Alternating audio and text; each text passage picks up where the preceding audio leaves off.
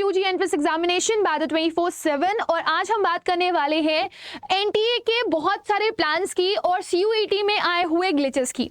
So of course CUET कोई छोटा मोटा एग्जाम तो एनएचसीयूटी एक बहुत बड़ा एग्जाम है और जब एग्जाम्स बड़े होते हैं तो उसमें ग्लिचेस आने की जो प्रोबेबिलिटी होती है वो बहुत ज्यादा हो जाती है।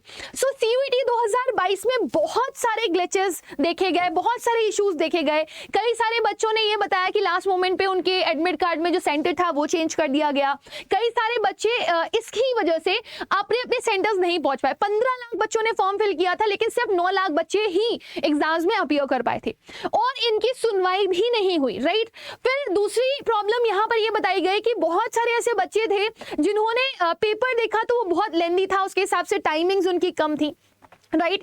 कई जगह के जो सेंटर्स थे उनमें कंप्यूटर्स प्रॉपर्ली वर्क नहीं कर रहे थे। एक एग्जाम होने के बाद उनका दूसरा एग्जाम स्टार्ट नहीं हो पाया।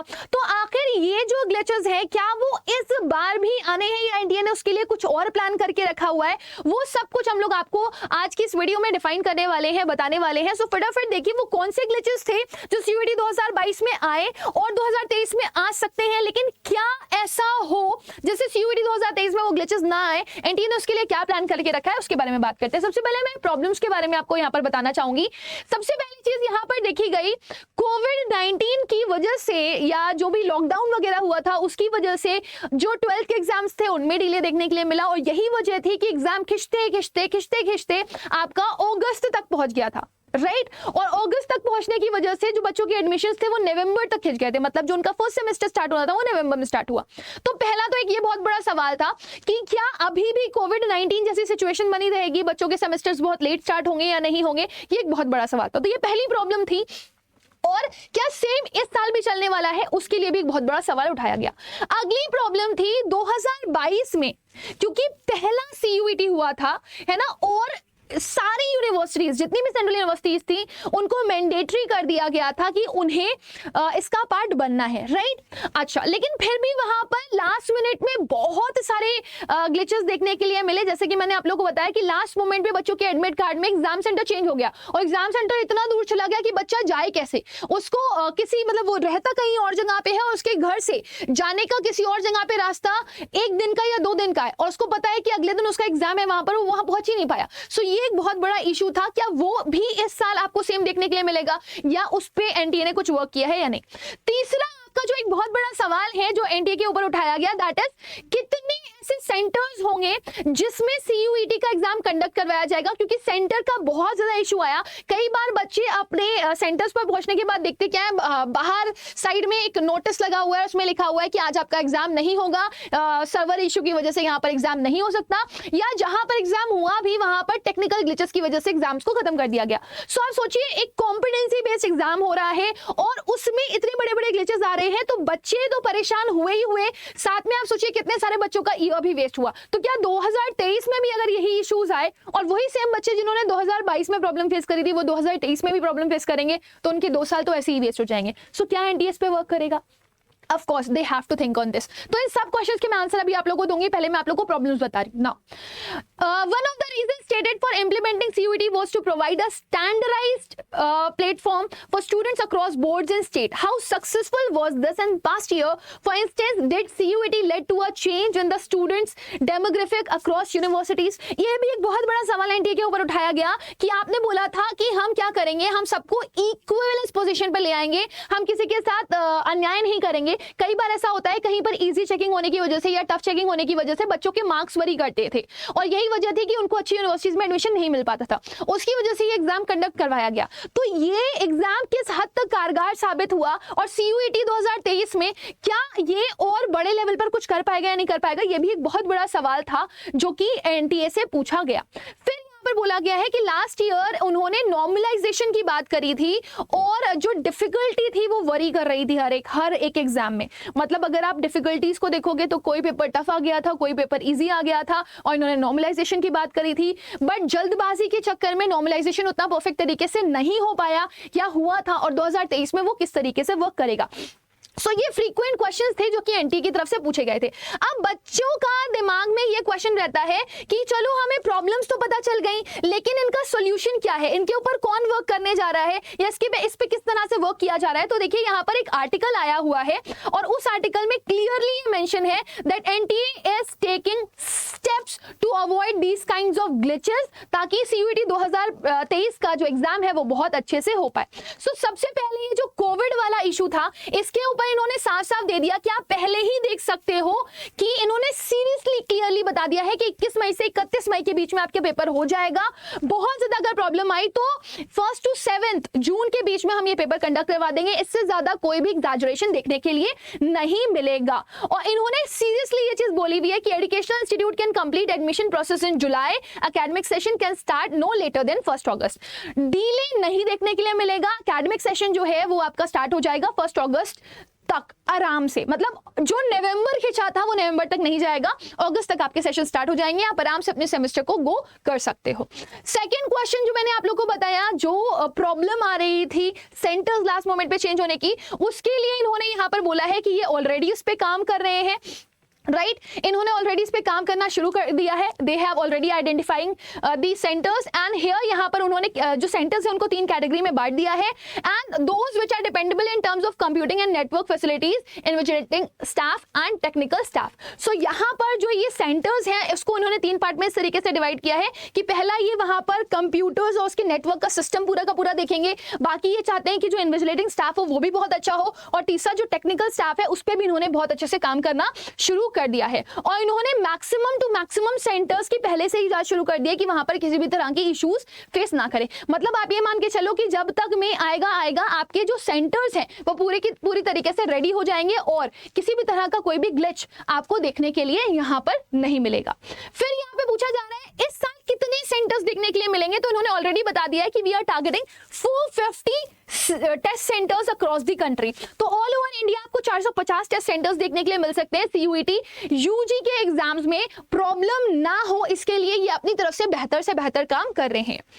नाउ अब अगर हम ये स्टैंडर्डाइजेशन के बारे में बात करें, जो सीयूईटी का एग्जाम स्टैंडर्डाइजेशन लाने के लिए किया गया था उस पे इनका क्या था। सो इन्होंने ये चीज क्लियरली मेंशन करी है कि it provided a level of playing ground to the students irrespective which board they come from and what percentage of marks they obtain in board exam. So इसको तो सिंपल सी चीज में मैं बोलना चाहूँ कि ये नहीं चाहते हैं कि बच्चा जो है वो अपने आप को जजमेंटल माने सिर्फ एक पेपर के टर्म पे। आप किसी के दिमाग को इस तरीके से जज नहीं कर सकते कि उसने पेपर में क्या हासिल किया है, राइट।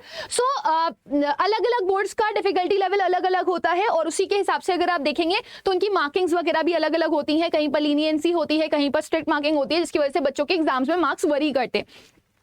तो उसको यहां पर इन्होंने सीधे सीधे बोल दिया है we have not collected the data in formal inputs from heads of institution do indicate that students diversity on campuses has increased. और यही वजह है कि अगर आप सीयूईटी का एग्जाम देते हो और एक बच्चा जो किसी भी चीज में टैलेंटेड है वो बच्चा अगर उस चीज में पर्टिकुलरली अच्छा कर रहा है तो हमें यहाँ पर डाइवर्सिटीज देखने के लिए मिल सकती हैं, क्योंकि ये जो एक प्लेटफॉर्म तैयार किया गया है सीयूईटी का, central university common university entrance test, इसको सिर्फ और सिर्फ इसीलिए लाया गया है ताकि एक इक्विवेलेंस क्रिएट किया जा सके, जो बच्चा जिस चीज में अच्छा है वो उस चीज में बेटर और बेटर कर सके।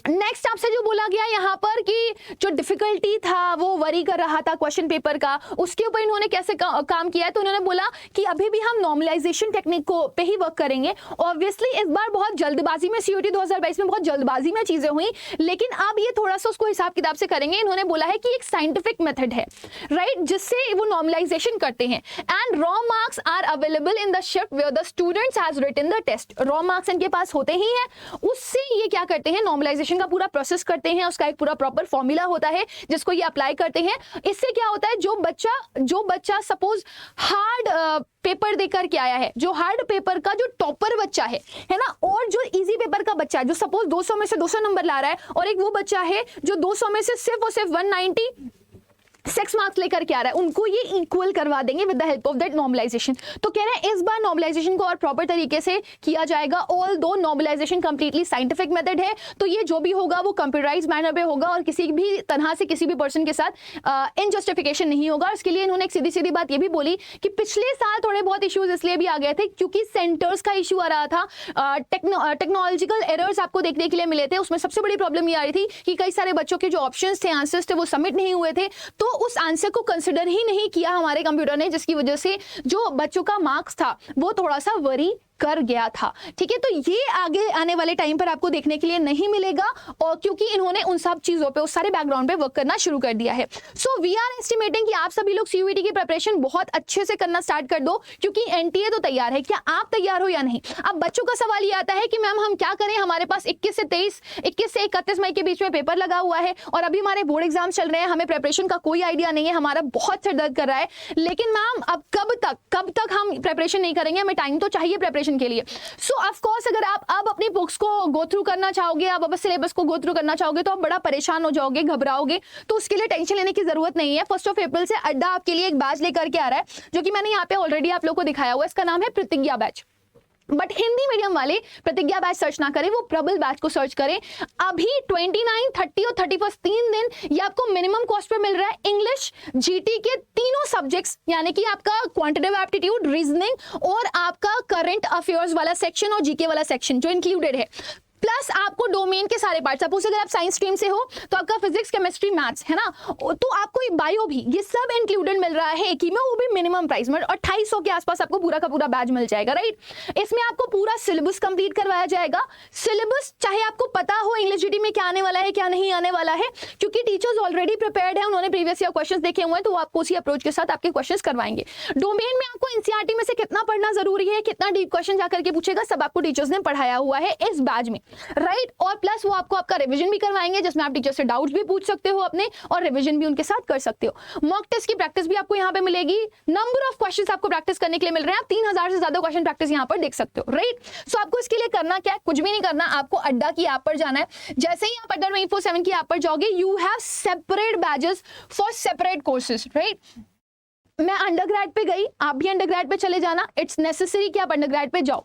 राइट, अंडरग्रेड पे जाने के बाद आप सीयूईटी सिलेक्ट करना, और जैसे ही आप सीयूईटी सिलेक्ट करोगे वैसे ही आपके पास देखो सीयूईटी आर्ट्स भी है, सीयूईटी साइंस भी है, सीयूईटी आपका कॉमर्स भी है। राइट, आप देख पा रहे हो अच्छे से। राइट, अब आगे देखो, आपका हिंदी मीडियम में भी दिया गया है सीयूईटी हिंदी, आर्ट्स हिंदी और आपका साइंस हिंदी, कॉमर्स हिंदी, तीनों ही अवेलेबिलिटी आपको यहाँ पर प्रोवाइड करी गई है।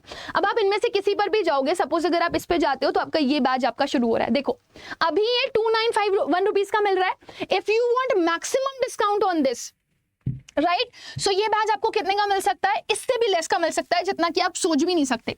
आपको ये बैच और भी लेस प्राइस का मिल सकता है। आपको बस क्या करना है, एक कोड यूज करना है Y484, Y484, और जैसे ही आप ये कोड यूज करोगे Y484, ये बैच आपको कितने का मिल जाएगा, ये जो अभी आपको दिखाई दे रहा है ना, ये जो अभी आपको दिखाई दे रहा है कितने का, 2951 रुपीज का दिखाई दे रहा है, ये 2800 में आपको मिल जाएगा, 28 और 2700 में आपको ये मिल जाएगा।